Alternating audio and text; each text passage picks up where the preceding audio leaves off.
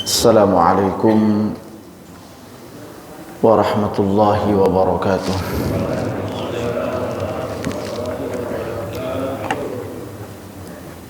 Alhamdulillahi wa kafa, wassalatu wassalamu ala nabiyyina al-mustafa Nabi Muhammadin sallallahu alaihi wasallam wa ala alihi wa ashabihi al-mujtaba wattabi'in wa tabi'it tabi'in wa man ittaba'ahum bi ihsanin ila yaumil qiyamah, amma ba'd. Segala puji hanya milik Allah Subhanahu wa ta'ala atas segala nikmat karunia-Nya kepada kita semua.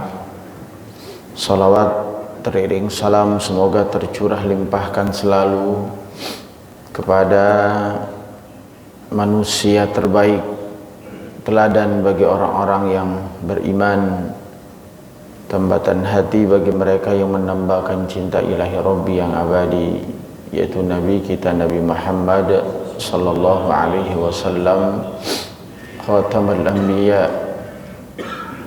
Dan semoga juga tercurahkan kepada para sahabat-sahabatnya, para pengikut-pengikut beliau yang senantiasa istiqamah dalam mengamalkan dan menghidupkan sunnah-sunnahnya ila yaumil qiyamah. Dan mudah-mudahan kita termasuk di antara umat-umatnya yang kelak berhak mendapatkan syafaatul uzma. Ma'asyiral muslimin wal muslimat, jamaah salat subuh yang berbahagia. Alhamdulillah, pada kesempatan pagi hari ini Allah memberikan taufik hidayahnya kepada kita, memudahkan langkah-langkah kita menuju masjid untuk melaksanakan satu kegiatan ritual rutin yang tentunya menjadi salah satu bagian kewajiban, karena tidak ada satu amal yang bisa sempurna tanpa didasari oleh ilmu. Dan kajian pagi hari ini adalah salah satu upaya kita untuk menambah wawasan, mendekatkan diri kita kepada Allah melalui ilmu-ilmu yang dapat memahamkan kita kepada dasar pijakan, referensi utama dalam kehidupan kita, yaitu Al-Quranul Karim.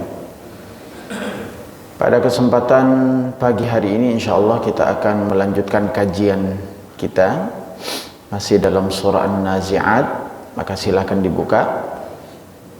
Kita awali pagi ini, kajian ini, dengan bersama-sama membaca surah An-Nazi'at dari ayat pertama sampai ayat terakhir.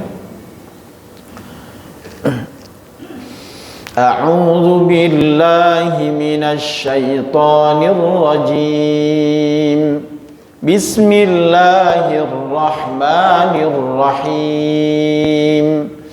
Wan nazi'ati gharqa wan nashitati nashta was sabihati sabha فالسابقات سبقا فالمدبرات أمرا يوم ترجف الراجفة تتبعها الرادفة قلوب يومئذ واجفة أبصارها خاشعة يقولون أئنا لمردودون في الحافرة أئذا كنا عظاما نخرة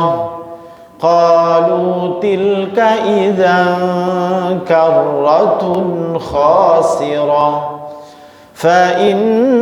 فإنما هي زجرة واحدة فإذا هم بالساهرة هل أتاك حديث موسى إذ ناداه ربه بالواد المقدس طوى اذهب إلى فرعون إنه طغى فقل هل لك إلى أن تزكى وأهديك إلى ربك فتخشى فأراه الآية الكبرى فكذب وعصى ثم أدبر يسعى فحشر فنادى فقال أنا ربكم الأعلى فأخذه الله نكال الآخرة والأولى إن في ذلك لعبرة لمن يخشى أأنتم أشد خلقا أم السماء بناها رفع سمكها فسواها وأغطش ليلها وأخرج ضحاها والأرض بعد ذلك دحاها أخرج منها ماءها ومرعاها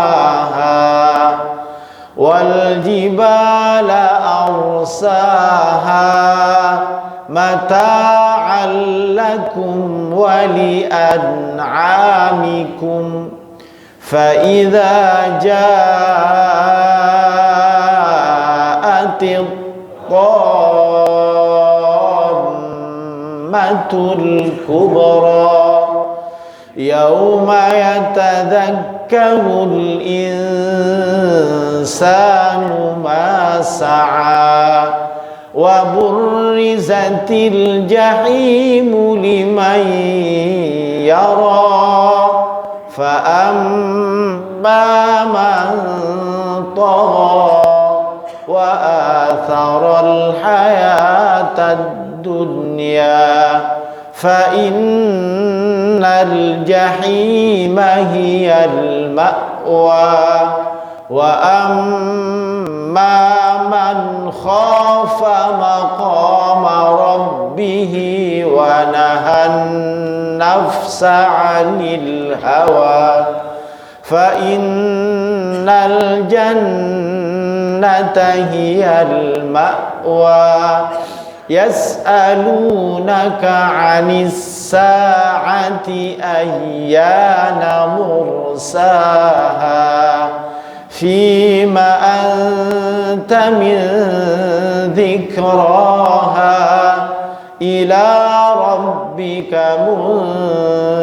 منتهاها إنما أنت منذر من يخشاها كأنهم يوم يرونها لم يلبثوا إلا عشية أو ضحاها صدق الله العظيم.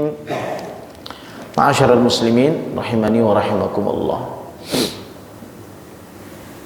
Sikap tindakan yang dipertontonkan oleh Fir'aun dan seluruh kroni-kroninya, orang-orang terdekatnya, telah melahirkan sikap Allah Subhanahu wa ta'ala yang sangat keras,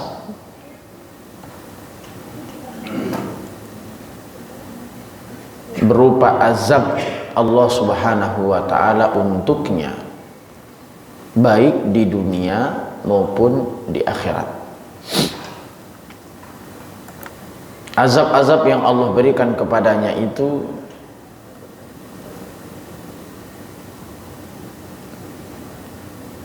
baik di dunia maupun di akhirat, yang dicantumkan bahkan dijelaskan oleh Allah di dalam ayat-ayat sucinya. Ketika para ulama menafsirkan azab tersebut dengan beberapa penafsiran, yang intinya Allah memberikan azab sejak mulai di dunia hingga akhirat. Azab dunia dengan cara Allah tenggelamkan Fir'aun dan tidak menerima taubatnya. Lalu dilanjutkan kembali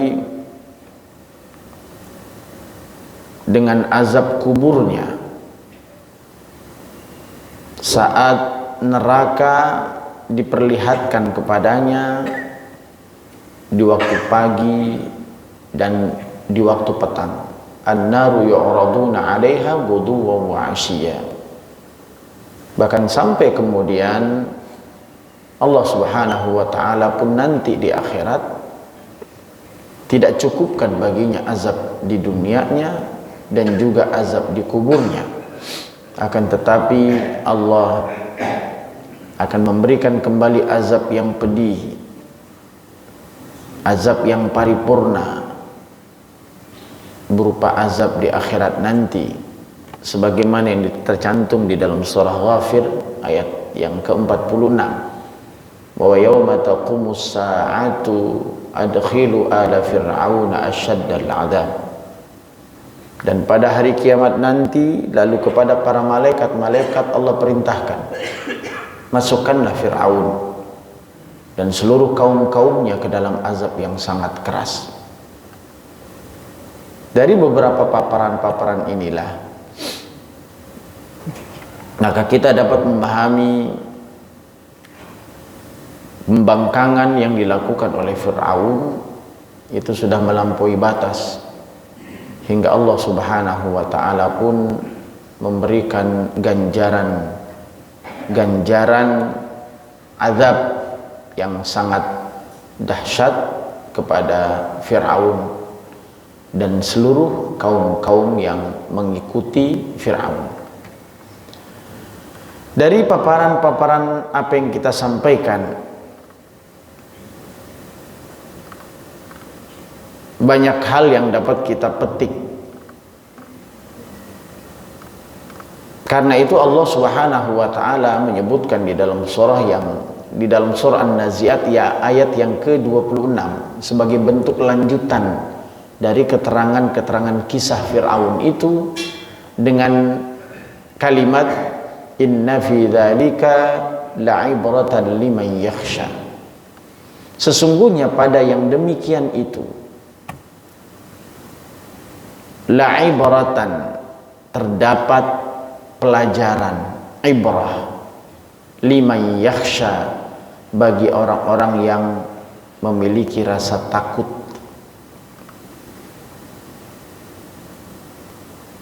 Lalu bagaimana para ulama memahami ayat ini? Segala sesuatu yang diciptakan Allah Subhanahu wa taala, sebagai orang-orang yang beriman tentu meyakini bahwa tidak ada sesuatu yang diciptakan oleh Allah kecuali di dalamnya ada hikmah, ada kebaikan yang dapat kita petik bagi kehidupan kita. Penciptaan makhluk, ada yang baik, ada yang buruk. Kejadian yang terjadi yang menyelimuti kehidupan kita, ada yang kita inginkan, ada yang tidak kita inginkan. Penciptaan dunia, penciptaan akhirat, dan segala macam ciptaan-ciptaan yang Allah ciptakan. Dan semua apa yang ada di dunia sampai kemudian di akhirat adalah ciptaan-ciptaan Allah Subhanahu wa taala. Nah, kisah Fir'aun dan Nabi Musa yang Allah ceritakan di dalam Al-Quran, yang runtun mulai dari masa kecilnya Musa, pertumbuhannya sampai dengan masa remajanya, saat tugas kenabian sudah diemban. Begitu pula juga dengan kisahnya Fir'aun, keangkuhan sikap-sikapnya, hingga bagaimana kehancuran-kehancuran. Hal semua ini memang sengaja Allah berikan untuk menjadi petunjuk khususnya bagi orang-orang yang diajak berbicara dengan Al-Quran. Yang pertama, Al-Quran diturunkan saat itu dan Nabi menyampaikan kisah ini kepada orang-orang musyrikin. Seakan-akan Allah ingin memberikan pemahaman kepada mereka, membangun kesadaran mereka bahwa orang-orang yang mengingkari Allah, mengingkari Rasulnya, tidak percaya kepada hari kiamat, yang diliputi juga dengan kesombongan, keangkuhan dan kepongkahan dalam dirinya, yang menyerupai Fir'aun la'natullah alaih, maka akan memiliki akhir yang sama, mendapatkan azab Allah subhanahu wa ta'ala. Sedangkan kisah Fir'aun itu adalah kisah yang masyhur, yang populer bagi orang-orang musyrik. Karena kisah-kisah Fir'aun itu bukan hanya kemudian dijelaskan di dalam Al-Quran, tapi juga sifatnya sudah mutawatir, berkesinambungan, terus berlanjut dari kitab-kitab sebelumnya tentang kisah-kisah hal itu. Maka karena itu jelas jika mereka para musyrik Arab juga ikut mengingkari hari kebangkitan, maka niscaya nasib mereka juga akan sama dengan nasib seperti yang dialami oleh Fir'aun. Lalu apa pentingnya bagi kita semua? Sama. Jadi segala sesuatu yang Allah jelaskan di dalam Al-Quran itu mesti menjadi pelajaran, menjadi nasihat, ibrah wal mau'izah, menjadi hikmah, menjadi pelajaran. Ya. Kadang kita lihat musibah yang dihadapi oleh orang lain. Apa yang kemudian bisa kita petik dari hikmah yang bisa kita petik? Jelas. Masaibu qaumin inda qaumin fawaid. Musibah yang terjadi pada suatu kaum akan menjadi pelajaran bagi kaum yang lain. Ada orang yang terkena musibah, maka hikmahnya ya kita bersyukur bahwa Allah Subhanahu wa ta'ala menyelamatkan kita dari musibah itu. Dan Allah memberikan kesempatan bagi kita untuk bisa memperbaiki diri dengan memperbanyak amal saleh, sehingga kita sumbangkan sebagian sedekah harta yang kita miliki. Nah, ini di antara sekelumit beberapa hikmah-hikmah yang ada. Nah, kembali kita sampaikan di dalam beberapa tafsir Al-Quran, Allah Subhanahu wa ta'ala menyatakan ketika menafsirkan inna fi dzalika, sesungguhnya pada yang demikian itu, maknanya sesungguhnya pada yang demikian, yaitu pada apa yang terjadi dari diutusnya Musa kepada Fir'aun, percakapannya tentang Fir'aun kepadanya, dan kesombongan Fir'aun sehingga enggan untuk patuh lalu tidak mau taat kepada apa yang diajak, diperintahkan oleh Allah melalui lisan Nabi Musa alaihi salatu wassalam. Inna fi dzalika la'ibrah, tentu ada pelajaran baginya. Nah, yang terpenting dari sini adalah pelajaran itu tidak akan mungkin bisa dipetik oleh sembarang orang, oleh semua orang. Dibutuhkan jiwa, dibutuhkan hati. Maka jiwa-jiwa yang bisa mengambil hikmah dari setiap kejadian, baik kejadian itu terjadi pada diri kita atau terjadi pada orang lain, hanyalah orang-orang yang memiliki al-khasyah liman yakhsha, yaitu orang-orang yang memiliki rasa takut. Takut kepada siapa? Takut kepada Allah Subhanahu wa ta'ala. Dan ini berlaku bagi siapapun. Yang penting di dalam dirinya ada rasa khasyah, ada rasa takut dalam dirinya, maka akan lahir kemampuan, kesadaran untuk bisa mengambil hikmah dari setiap kejadian-kejadian, fenomena-fenomena yang terjadi dalam kehidupannya. Nah, seringkali Allah Subhanahu wa ta'ala memberikan pelajaran sesungguhnya dalam hidup kita. Namun karena rasa takut itu tidak ada dalam diri kita, maka seringkali kejadian-kejadian itu tidak mendatangkan banyak kebaikan. Seakan-akan perjalanan itu tidak memiliki nilai, lewat aja. Kadang kita sakit ya cukup, ketika kita merasakan sakit hanya harapan sehat saja, tapi kita tidak mengambil pelajaran dari sakit yang kita alami. Ketika wafat saudara-saudara kita, orang-orang terdekat kita, kita anggap itu menjadi sebuah fenomena alam dan sunatullah, setiap orang akan mati, tanpa kita mengambil ibrah dari apa yang kita saksikan.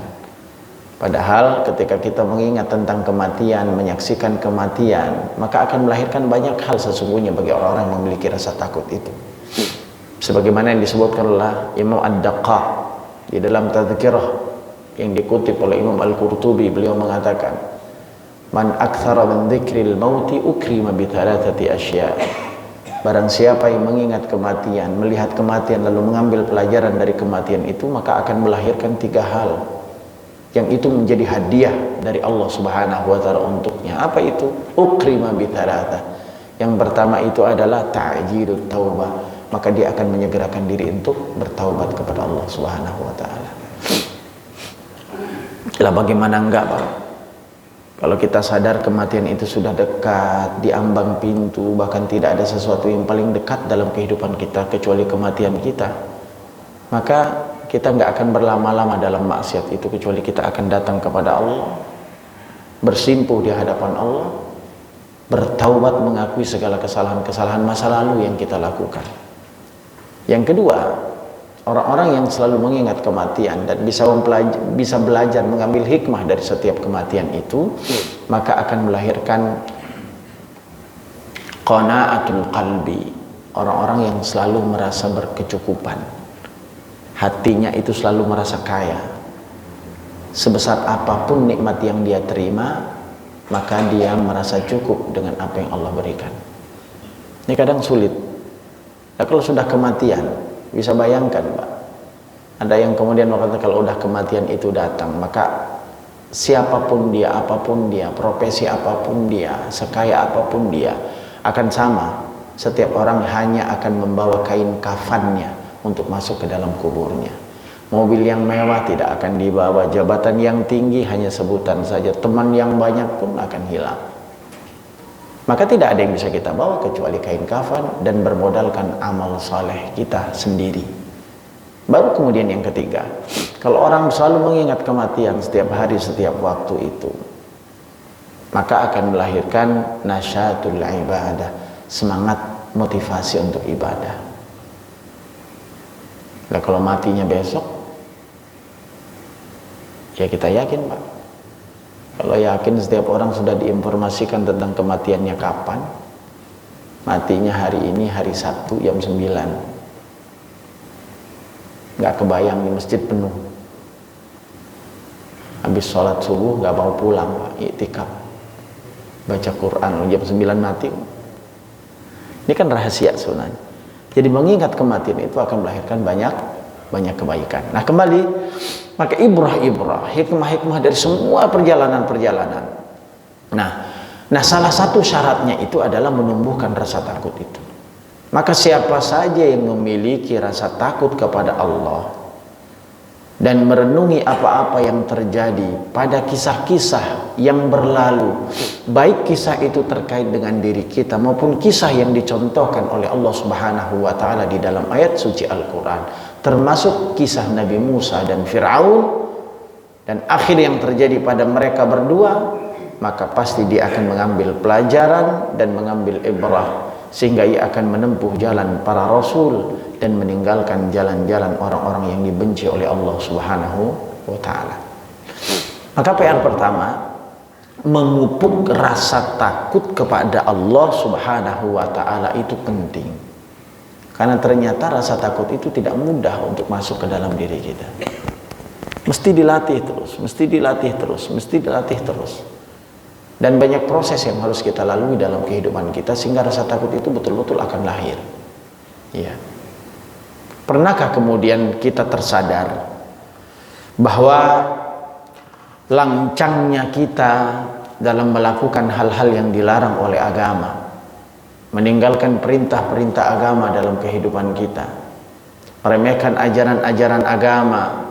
Semua itu karena betapa minimnya rasa takut kita kepada Allah Subhanahu wa taala. Orang-orang yang melanggar disiplin jalan raya itu, ya, selain karena dia tidak mencintai dirinya dan tidak memiliki kesadaran betapa pentingnya keselamatan baginya, penyebab utamanya juga adalah karena tidak memiliki rasa takut. Rasa takut itu hanya akan lahir saat dia melihat wujud. Tapi kalau tidak melihat wujud, maka rasa itu hilang. Bahkan kita terkadang lebih takut kepada manusia dibandingkan takut kepada Allah Subhanahu wa taala. Kita lebih malu kepada manusia dibandingkan malu kepada Allah. Kita lebih ingin dibanggakan, dipuji, dielulukan oleh manusia dibandingkan dipuji oleh Allah dan para malaikat-malaikatnya. Padahal Allah Subhanahu wa taala berfirman di dalam Al-Qur'an, "Fala takhshawun nasa wakhshawni wa la tashtaruna bi ayati thamanan qalila." Karena itu janganlah kamu takut kepada manusia, tapi takutlah kepadaku. Dalam konteks kehidupan manusia, kita seringkali memposisikan manusia itu melebihi posisi Allah. Malu sama orang, tapi kita nggak malu kepada kondangan, kayaknya bajunya cakep banget. Nah, kalau giliran sholat kayaknya lusuh. Begitu, dandannya luar biasa. Lagi giliran berangkat sama menuju Allah, lah mau kenanya udah lusuh. Ya, mungkin pengen dianggap zuhud ya. Tapi kan bukan tempatnya. Ibadah kepada Allah itu menggunakan pakaian yang terbaik yang kita miliki. Lo giliran baju batik ini udah Masya Allah. Ada apa batik bisa jadi 5 juta harganya. Tapi kalau mau kena, nawar yang paling murah baju yang dipakai. Artinya hal-hal ini yang luar biasa. Kalau melahiri undangan, memenuhi undangan-undangan, apalagi undangan-undangan orang-orang terhormat, maka kita berusaha untuk datang disiplin waktu. Bahkan jauh sebelum acara itu sudah ditetapkan, sudah standby. Acara jam 11, datangnya jam 6. Terus saking disiplinnya Pak kita. Tapi giliran kemudian panggilan Allah Subhanahu wa taala di akhir-akhir, azan baru azan, udah qomat belum mulai. Udah takbiratul ihram masih nunggu aja, masih dapat rakaat pertama lah. Bahkan sampai kemudian tahiyat akhir insya Allah walaupun masbuk juga nggak apa-apa. Kita cukup terlalu toleran gitu. Bahasanya toleran terhadap diri kita sendiri. Ada yang kadang-kadang mohon maaf malu kepada manusia, takut tidak disanjung, takut dikerdilkan, takut dimarginalkan, takut dijauhi, disebabkan karena sikap-sikap kita berbeda dengan mereka. Tapi giliran kepada Allah Subhanahu wa taala kita nggak pernah takut. Kita nggak pernah takut kalau nanti kemudian di akhirat nanti Rasulullah Shallallahu Alaihi Wasallam mengusir kita karena kita bukan bagian dari umatnya, yang ketika hidup di dunia kita membanggakan diri menjadi umatnya, tapi sesungguhnya Allah menolak dengan memerintahkan Nabi SAW dan mengabarkan kepada Nabi bahwa sesungguhnya dia bukanlah bagian dari umatmu, karena sepeninggalmu mereka hanya mengatakan cinta kepadamu tapi tidak mengamalkan sunnah-sunnahnya. Ini bagian hal penting untuk kita pikirkan dalam kehidupan kita, sehingga kadang hal-hal ini perlu. Nah, ini kemudian sumbernya, di antara sumbernya itu adalah karena kita tidak memiliki rasa takut yang sesungguhnya kepada Allah Subhanahu wa taala. Maka al-khauf minallah, rasa takut kepada Allah adalah salah satu bentuk ibadah yang semestinya juga dicamkan, diperhatikan oleh setiap mukmin. Ma'asyiral muslimin rahimani wa rahimakumullah. Lalu seberapa pentingnya rasa takut itu di dalam diri kita? Jelas, Rasa takut adalah sifat orang-orang yang bertakwa. Rasa takut adalah sikap orang-orang yang bertakwa. Pernah kita sampaikan dua hal yang mesti harus terpatri di dalam diri manusia. Ada rasa khauf, dan yang sisi lain adalah ada rasa roja. Ditambah lagi kemudian mahabbah di dalam ibadah. Jadi tiga hal ini adalah juz'un la yatajazza, satu bagian yang tidak bisa dipisahkan. Seperti dua sisi mata uang, yang kemudian jika salah satunya tidak ada, maka tidak akan bernilai, atau keberadaannya tidak akan bernilai. Rasa khauf, rasa takut kepada Allah Subhanahu wa ta'ala itu akan melahirkan motivasi ibadah dan lain sebagainya, hikmah-hikmahnya. Rasa takut itu akan mengakibatkan seseorang itu menyegerakan diri untuk melakukan kebaikan, terus memotivasi diri untuk melakukan amal saleh. Dia tak naikkan frekuensi tingkat ketaatannya kepada Allah, dan itu lahir dari rasa takut itu. Nah, rasa roja itu akan membuat seseorang itu kemudian tidak mudah putus asa, tidak mudah was-was, ya, tidak mudah depresi, karena dia berharap sekecil apapun amalnya, maka saya yakin, kita yakin Allah Subhanahu wa ta'ala akan menghargai sekecil apapun amal manusia itu. Nah, kembali ma'asyiral muslimin rahimani wa rahimakumullah. Takut kepada Allah adalah sifat orang-orang yang bertakwa, dan ia juga merupakan bukti keimanan seorang hamba kepada Allah Subhanahu wa ta'ala. Lihat bagaimana Allah memberikan sifat kepada para malaikat-malaikatnya. Allah berfirman di dalam surah An-Nahl ayat 50. A'udzu billahi minasyaitonir rajim. Ya khafuna rabbahum min fawqihim wa yaf'aluna ma yu'marun. Mereka takut kepada Rabb mereka yang berada di atas mereka dan melaksanakan apa yang diperintahkan kepada mereka. Rasa takut itu membuat kita menjalani apa yang diperintahkan dan ditugaskan. Seorang pegawai yang tidak memiliki rasa takut kepada atasannya, maka dia akan berbuat seenaknya. Tapi ketika dia memiliki rasa takut kepada pimpinannya, maka dia akan memperlihatkan yang terbaik. Kalau rasa takut itu ada, maka dia akan memperlihatkan sesuatu yang terbaik. Karena dia berharap mendapatkan penilaian yang terbaik. Bukan hanya penilaian, dia juga menginginkan reward dari setiap pekerjaan yang dilakukan. Prestasi yang semakin baik, maka akan mendapatkan peluang untuk mendapatkan ganjaran serta reward yang lebih baik. Itu teorinya, ya. Maka rasa takut itu akan menumbuhkan segala hal yang baik dalam hidupnya, ya, bukan hanya kejujurannya, kedisiplinannya dan lain sebagainya, ya, macam-macam. Maka Allah Subhanahu wa ta'ala di dalam ayat ini menegaskan betapa takutnya malaikat kepada Allah, sehingga asbab takut itulah sehingga mereka melaksanakan segala apapun yang diperintahkan oleh Allah kepadanya. Maka malaikat itu adalah makhluk yang tidak pernah menolak apapun yang Allah perintahkan. Selain memang Allah tidak tanamkan nafsu pembangkangan di dalam dirinya, malaikat itu juga ditanamkan dalam dirinya rasa takut itu kepada Allah Subhanahu wa ta'ala, ya. Nah, ternyata rasa takut itu juga ada pada diri hamba-hamba Allah yang mulia, sebagaimana yang ada diri para nabi-nabinya Allah Subhanahu wa ta'ala. Sebagaimana Allah terangkan juga di dalam ayat yang lain, dalam surah Al-Anbiya ayat 90 misalkan. A'udzu billahi minasyaitonir rajim.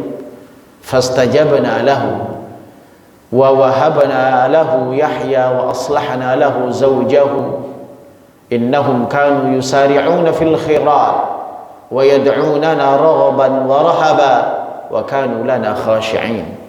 Allah mengatakan sesungguhnya mereka adalah orang-orang yang selalu bersegera dalam mengerjakan perbuatan-perbuatan yang baik, dan mereka berdoa kepada kami dengan harap dan takut. Ada rasa takut yang ada dalam diri seorang hamba. Para nabi-nabi itu sehingga membuat dia menyegerakan diri untuk berbuat kebaikan. Rasa takut itulah juga yang menyebabkan seseorang itu kemudian bermunajah kepada Tuhannya, mohon kepada Rabbnya, ya. Karena seseorang atau sesuatu yang ditakuti itu biasanya akan mendatangkan rasa tunduk patuh seorang kepada yang ditakutinya itu. Maka ini yang disebutkan oleh Allah Subhanahu wa Ta'ala. Nah, bagaimana kemudian rasa takut itu bisa lahir? Liman yakhsha. Maka paling tidak modal utamanya adalah ilmu. Ilmu menjadi wasilah lahirnya rasa takut kepada Allah Subhanahu wa Ta'ala. Oleh karenanya, ma'asyarul muslimin wal muslimat rahimani wa rahimakumullah, seseorang yang semakin mengenal Rabbnya, seseorang yang semakin dekat kepada Allah, maka akan semakin besar rasa takutnya kepada Allah itu. Kita akan bangga kepada orang, hormat kepada orang, takut kepada orang itu akan terasa lebih dalam jika kita mengenal seseorang itu. Seseorang nggak akan pernah takut kepada seseorang orang yang lain kalau dia nggak tahu profesinya, siapa orangnya. Tapi kalau sudah tahu kemampuannya, keahliannya, kekuasaannya, maka ada sedikit ciut terasa dalam diri. Maka Allah Subhanahu wa Ta'ala itu kan luar biasa maha kuasanya. Tapi bagaimana mungkin orang bisa memiliki rasa takut kepada Allah kalau dia sendiri belum mengenal Allah? Maka kebutuhan kita kepada ma'rifatullah itu adalah kebutuhan fundamental. Bahkan sampai para ulama mengatakan bahwa kebutuhan primer seorang hamba itu bukan hanya minum dan makan saja, tapi kebutuhan mengenal Allah adalah kebutuhan primer. Dan setiap kebutuhan manusia itu, yang dibutuhkan oleh manusia itu, dimudahkan untuk menemukan dan mendapatkannya. Makan dan minum itu kan menjadi kebutuhan primer manusia. Maka Allah siapkan makan dan minum. Allah hamparkan alam semesta ini sebagai ladang untuk bisa mendapatkan dan meraih kebutuhan pokok hidupnya, makan dan minumnya.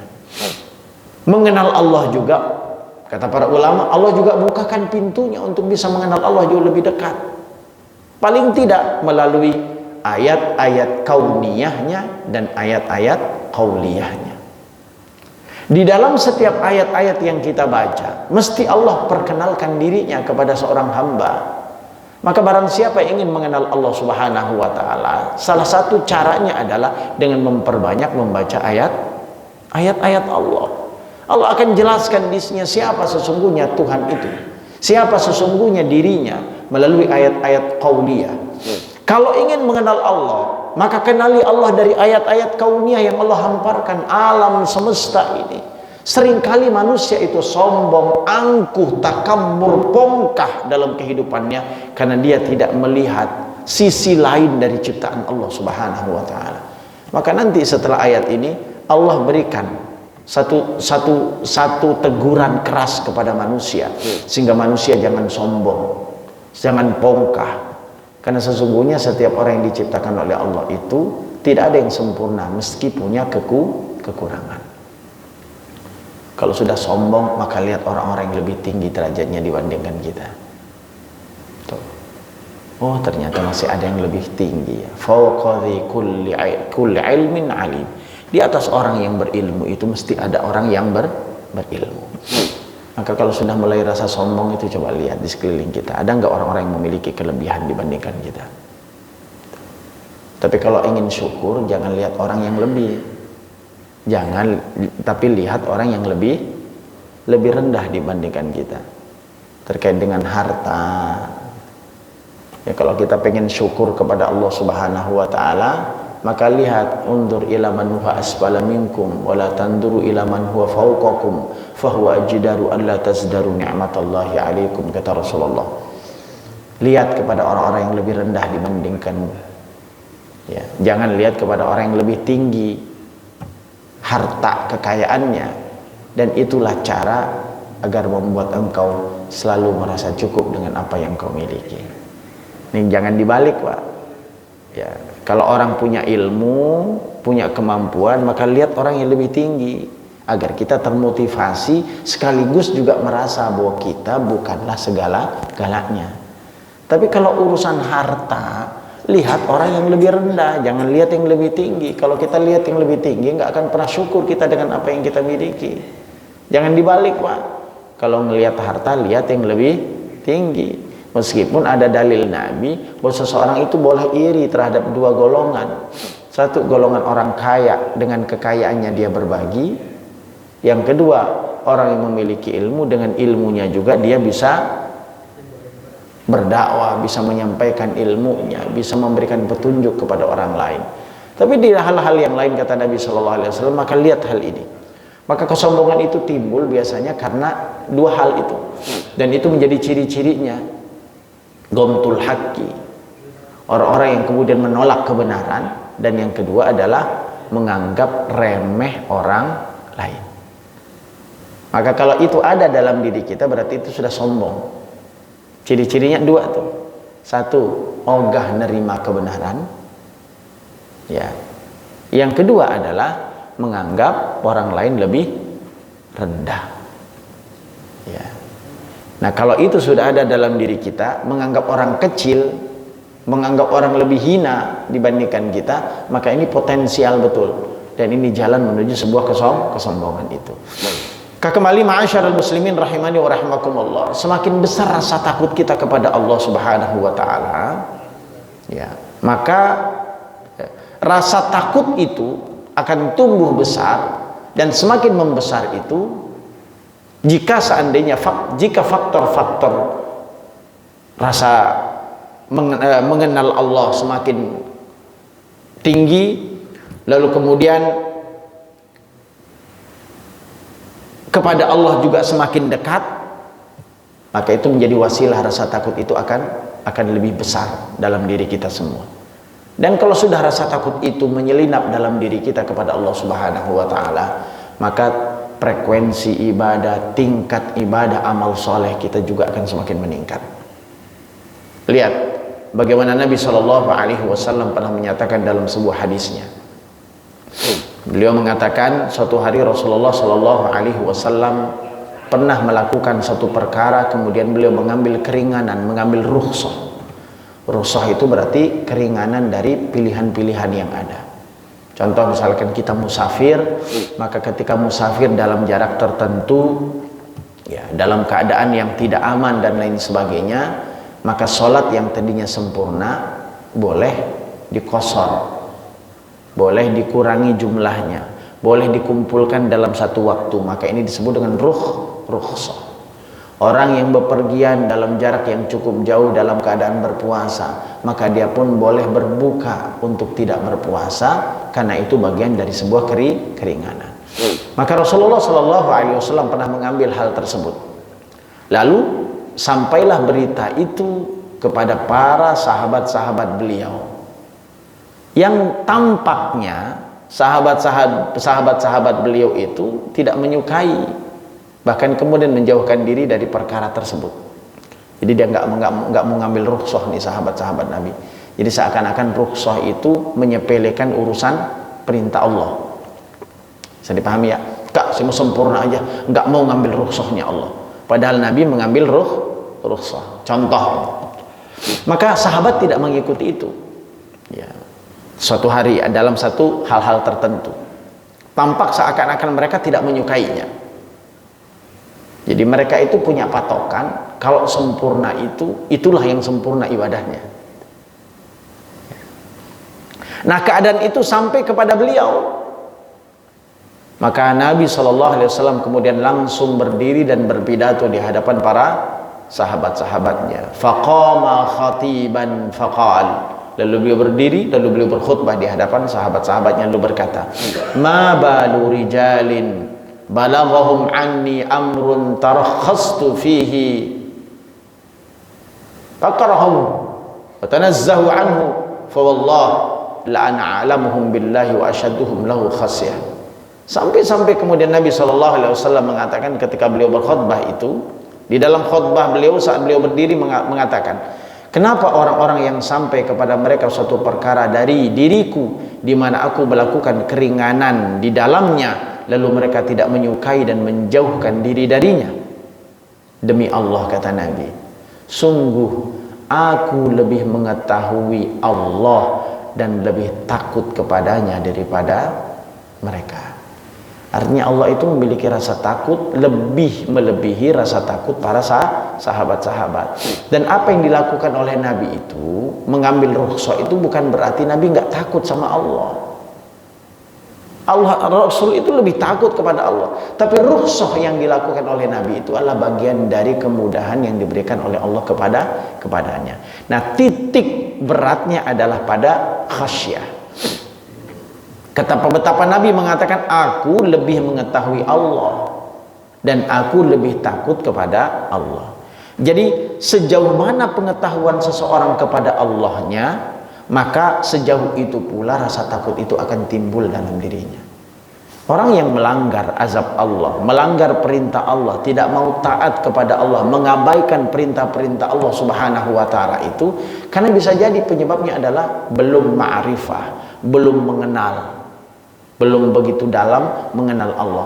Kalaupun mengenal Allah hanya sathiyan, hanya pada posisi dasarnya saja, tidak lebih mendalam, maka semakin orang mengenal Allah Subhanahu wa taala semakin mendalam, maka luar biasa. Maka pernah dikatakan oleh Ibnul Qayyim al-Jauzi, di antara penyebab taufik Allah itu akan hadir dalam diri manusia itu adalah karena doa. Jadi taufik hidayah Allah itu akan ada kepada kita itu asbabnya adalah doa. Dan ternyata doa itu bisa dikabulkan oleh Allah Subhanahu wa taala, akan lebih mudah untuk diijabah. Di antaranya adalah kata beliau, jika diiringi dengan al-iftiqaru ila Allah, memiliki rasa fakir kepada Allah. Fakir itu berarti merasa butuh.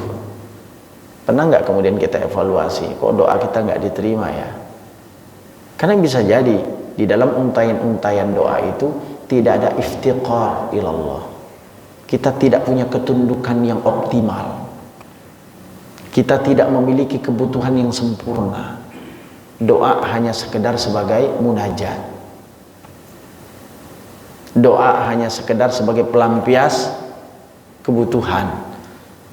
Tapi kita tidak menunjukkan kebutuhan kita yang sesungguhnya kepada Rabb kita.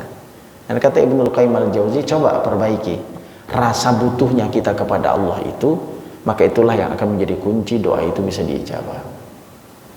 Pernah nggak mungkin pengalaman spiritual masing-masing saat kita butuh banget kepada Allah, lalu doa kita itu akan berbeda. Doa khusyuk kita kepada Allah saat kita butuh sesuatu dengan hanya sekedar berdoa. Orang kadang-kadang zikir kita aja kadang nggak sempurna. Maka ketika kita berzikir itu kan yang dipentingkan di dalam zikir itu bukan hanya menyebut, tapi mengingat, mengenal. Zikir itu artinya menyebut, mengenal, mengingat. Mesti ada satu, semua itu ada dalam satu. Ya kalau hanya sekedar menyebut saja nggak cukup namanya berzikir, dan itu nggak akan mendatangkan apapun. Maka orang-orang yang beriman sesuai dengan surah Al-Anfal, idza dzukirallah wajilat qulubuhum wa idza tuliyat alaihim ayatuhu zadatuhum imana wa ala rabbihim yatawakkalun, itu hanya akan dirasakan oleh orang-orang yang memiliki rasa khauf di dalam dirinya. Disebutkan nama Allah, bergetar hatinya. Nah, maka kalau ingin menakar sejauh mana keimanan kita kepada Allah, nama Allah disebut, getar nggak hatinya? Allah disebut nama-nama, yutla alaihim, disebutkan nama-nama Allah, entah dalam zikir dimanapun, kemudian ketika Allah menyebutkan, disebut namanya, maka hatinya bergetar, antusias kita terhadap panggilan-panggilan itu. Maka kalau itu sudah terjadi, maka itu indikasi keimanan seseorang. Allahu Akbar, Allahu Akbar. Siapa yang kemudian ta'jilus safar, ta'jilul masyi, siapa yang bergerak lebih cepat, maka sesungguhnya itu indikasi sebuah keimanan. Lah kalau hanya sekedar kemudian azan berkomandan, lalu kemudian ya boro-boro mau datangin dan jawab aja kagak, bahasanya Jawab aja enggak, apalagi mendatanginya. Berarti itu sudah bisa kita takar indikator yang jelas, yang real, yang dapat kita jadikan sebagai cerminan. Nah, karena itu ma'asyarul muslimin rahimani wa rahimakumullah. Ya. Jadi apa yang kemudian disampaikan di sini? Ya. Yang tadi kita sudah sampaikan, innamal mu'minun, sesungguhnya orang-orang yang beriman itu adalah apabila nama Allah disebutkan maka bergetar hatinya. Apabila dibacakan ayat-ayat Allah, tuliyat alaihim ayatuhu zadatuhum iman, akan bertambah keimanannya kepada Allah Subhanahu wa taala. Maka zikir saya katakan tadi tidak akan bisa berfungsi banyak bagi kehidupan kita kalau zikir itu hanya dibatasi dalam makna menyebut saja. Tapi juga mengingat. Menyebut, mengingat. Jadi mengingat, menyebut, ya, mengenal, itu disebut dengan zikir. Nggak akan berfungsi banyak dalam hidup kita. Belum lagi kemudian ketika kita berzikir, banyak orang yang memotong-motong kalimatnya. Mestinya Allahu Akbar, kadang-kadang saking cepatnya, saking buru-burunya, mestinya Allahu Akbar jadi lobar-lobar. Gimana bisa sempurna orang kalimatnya dikurangin kok? Ya, subhanallah, subhanallah, subhanallah, lah subhannya hilang. Nah, sama itu. Maka rasa khauf itu mesti harus ditanamkan sehingga akan melahirkan banyak hal. Maka dikatakan, ya, ma'asyiral muslimin rahimani wa rahimakumullah. Allah Subhanahu wa taala berfirman di dalam Quran surat Fatir ayat 28, "Innama yakhshallahu min ibadihil ulama, innallaha azizun ghafur." Sesungguhnya yang takut kepada Allah di antara hamba-hambanya hanyalah para ulama, orang-orang yang berilmu. Maka pantas ketika Abu Bakar radhiyallahu anhu pernah suatu hari didatangkan kepadanya makanan dan beliau saat itu lapar. Beliau makan tanpa bertanya sebelumnya. Maka ketika beliau memakan makanan itu, maka seorang sahabat yang membawa makanan itu bertanya kepada Abu Bakar, "Wahai Abu Bakar, biasanya engkau tanya, dari mana aku bawa? Dari mana aku dapatkan makanan itu?" Lalu kemudian beliau bertanya, "Lalu dari mana kau dapatkan makanan ini?" Setelah beliau makan, beliau menjawab, "Ini bingkisan hadiah dari kaum yang dulunya aku ketika belum masuk Islam pernah mendoakannya." Mendoakan itu bahasanya dukun. Lalu kemudian ia memanggilku dan memberikan hadiah kepadaku. Itulah yang aku bawa kepadamu. Maka kemudian Abu Bakar memasukkan tangannya ke dalam mulutnya, lalu mengeluarkan makanan yang dia makan. Sambil dia berkata, "Kenapa kau lakukan?" Maka beliau mengatakan, "Aku lebih takut kepada azab Allah Subhanahu wa taala." Maka beliau ingin mengeluarkan makanan yang beliau makan. Nah, sekelas itu yang kemudian para sahabat-sahabat Nabi yang dilakukan. Ada orang-orang yang kemudian mohon maaf ketika beliau, orang-orang yang kemudian menangis dalam kesendiriannya karena memiliki rasa takut kepada Allah, menyesali segala perbuatan-perbuatannya, keluar air matanya dalam dirinya. Maka golongan orang-orang yang memiliki rasa takut dalam dirinya saat dalam keadaan sepi maupun dalam keadaan ramai, maka termasuk golongan-golongan yadhilluhumullahu yaumal qiyamata la dhilla illa dhilluh, akan mendapatkan naungan Allah yaumal qiyamah saat tidak ada naungan kelak. Nah, karena itu ma'asyarul muslimin, yaitu memiliki orang-orang, para ulama itu adalah orang-orang yang memiliki tentang agama, mengenal ilmu tentang agama Allah, mengamalkannya. Mereka adalah orang-orang yang paling mengenal Allah, sehingga betapa besar rasa takut mereka kepada Allah Subhanahu wa taala. Karena orang-orang yang memiliki ilmu tentang agama Allah akan paham benar akan kebesaran Allah, akan paham benar tentang keperkasaan Allah, akan paham benar tentang betapa pedihnya di negeri azabnya Allah. Oleh karena itu Nabi SAW bersabda kepada para sahabat-sahabat Nabi SAW, sebagaimana yang kemudian beliau sampaikan di dalam hadis riwayat Imam At-Tirmidzi, "Walladzi nafsu Muhammadin biyadihi," demi Allah, anda kalian tahu apa yang aku ketahui. "Lau ta'lamuna ma'alam," andai kata kalian tahu apa yang aku ketahui, "la bakaitum katsiran wa la dhahiktum qalilan," kata Nabi, maka sungguh kalian akan sedikit tertawa dan banyak menangis. Kalian pun akan enggan untuk berlezat-lezat dengan istri kalian di ranjang kalian, dan akan kalian keluar menuju tanah yang kemudian datang tinggi, mengiba-iba, kemudian berdoa kepada Allah Subhanahu wa taala. Disahasankan oleh Imam Al-Albani. Nah, demikian, sehingga tidaklah heran jika sahabat Umar bin Khattab radhiyallahu anhu, para hadirin sekalian, ini belajar dari mereka semua. Sahabat Nabi yang alim, lagi mulia, yang stempel surga itu sudah ia dapatkan sebelum beliau meninggal dunia. Legitimasi untuk masuk surga beliau sudah dapatkan, saking mulianya, dan dimuliakan oleh Allah Subhanahu wa taala. Lalu kemudian beliau tetap berkata, apa kata beliau? Andai terdengar suara dari langit yang berkata, wahai manusia, kalian semua sudah dijamin pasti masuk surga kecuali satu orang saja. Lalu apa kata beliau? Sungguh aku khawatir satu orang itu adalah aku, kata beliau. Padahal beliau sudah mendapatkan jaminan, stempel surga sudah beliau dapat. Sambil beliau berkata, andai kata ada seruan dari langit lalu berkata, sesungguhnya kalian masuk surga kecuali satu, aku khawatir satu di antara yang disebutkan oleh penyeru langit itu adalah aku. Saking memiliki rasa takutnya. Kalau kita kan kepedean, nggak ada seruan, nggak ada panggilan, nggak ada jaminan, tapi yakin seakan-akan kita adalah bagian dari penghuni surga. Apalagi ada orang yang cukup dengan amalnya tanpa beribadah, sudah menganggap amalnya udah banyak. Loh, kok nggak ngaji, amalnya udah banyak. Kok nggak sholat berjamaah, udah kebanyakan amalnya, dosanya nggak ada. Kadang-kadang begini, saking sombongnya manusia, tapi sombong yang tidak tahu diri. Sedikit lagi kemudian, mungkin yang terakhir yang bisa kita sampaikan, ya, temanya. Orang yang paling banyak meriwayatkan hadis dari Nabi SAW bernama Abu Hurairah radhiyallahu anhu. Di kalangan para sahabat yang tidak perlu kita ragukan lagi, seperti halnya sahabat-sahabat yang lain, keutamaannya luar biasa. Beliau pun satu hari pernah menangis ketika sakarat menghadap ajalnya. Lalu beliau berkata, ini disebutkan dalam hadis riwayat Nu'aim bin Hammad dalam Az-Zuhud. Dijelaskan, saat beliau menangis lalu ditanya, kenapa kau menangis? Di akhirnya, aku tidak menangis karena urusan dunia kalian, aku menangis karena telah jauh perjalananku, namun betapa sedikit bekalku.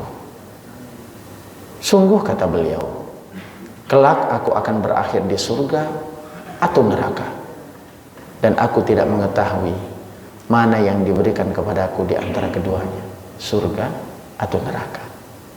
Sekelas Abu Hurairah masih memiliki harapan kepada Allah dan masih memiliki rasa takut dan khawatir kalau beliau nanti di akhirat dengan bekal yang menurut beliau sangat minim, sehingga beliau mengatakan hanya Allah yang bisa memutuskan tempatku di surga atau tempatku di neraka. Maka orang-orang yang lancang berbuat maksiat, kita mungkin bagian dari itu semua. Yang kita semua tidak memiliki rasa takut atau kurang memiliki rasa takut kepada Allah adalah satu, karena kurangnya ilmu agama, serta kurangnya kita mengenal Allah, ma'rifatullah, atau mengenal Allah Subhanahu wa ta'ala. Paling tidak karena itu, untuk memupuk rasa takut di dalam diri kita, paling tidak 2 langkah utama. Singkatnya, yang pertama, mengingat betapa lemahnya kita semua. Yuk introspeksi, evaluasi. Betapa lemahnya kita, betapa kurangnya kita, betapa sebaliknya perkasanya Allah dalam kehidupan kita. Ya. Sehingga jelas bahwa ketika kita merasa lemah, maka kita butuh kepada Allah yang Maha Perkasa. Yang kedua, meyakini betapa besarnya Allah Subhanahu wa ta'ala. Hingga andai kata kita durhaka, sama sekali tidak berkurang kemuliaan Allah Subhanahu wa ta'ala, tidak akan mengurangi keperkasaan, kebesaran Allah Subhanahu wa ta'ala.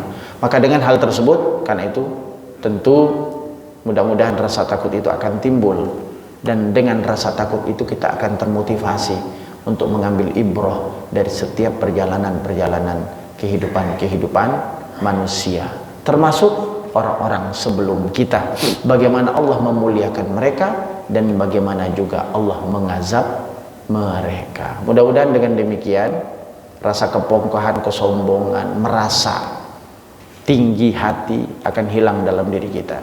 Yang tersisa dalam diri kita adalah kita manusia lemah yang membutuhkan banyak hal, termasuk khususnya kita butuh kepada Allah Subhanahu wa ta'ala. Agar kesombongan itu hilang, maka Allah memberikan teguran kepada manusia. Apa teguran itu? Insya Allah kita akan sambung pada pertemuan yang akan datang.